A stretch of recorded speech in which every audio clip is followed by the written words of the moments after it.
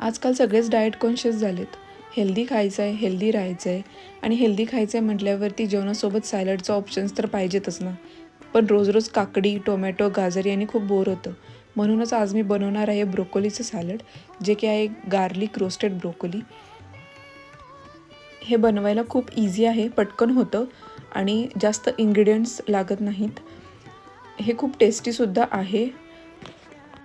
यामधून आपल्याला भरपूर विटॅमिन, फायबर आणि आयर्न भेटतं. ब्रोकोली डायरेक्ट धुता येत नाही, म्हणून कट करून घ्यायची आणि नंतर धुवायची. ब्रोकोली करण्याची थोडी वेगळी पद्धत आहे. याला थोडं ब्लांच करून घ्यावं लागतं, म्हणजेच गरम पाण्यातून थोडा वेळ शिजवून घ्यावं लागतं. इथं आपण गरम पाण्यामध्ये 4 ते 5 मिनिटच ब्रोकोली शिजवून घ्यायचे. याला शिजायला जास्त वेळ लागत नाही. नंतर शिजवल्यानंतर लगेचच गरम पाण्यातून बाजूला काढून घ्यायची आणि थंड पाण्यामध्ये काढून घ्यायची, जेणे की ह्याचा रंग मेंटेन राहील.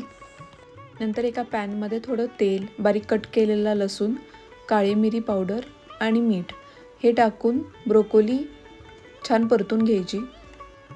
चला तर मग आपली रोस्टेड गार्लिक ब्रोकोली तयार आहे.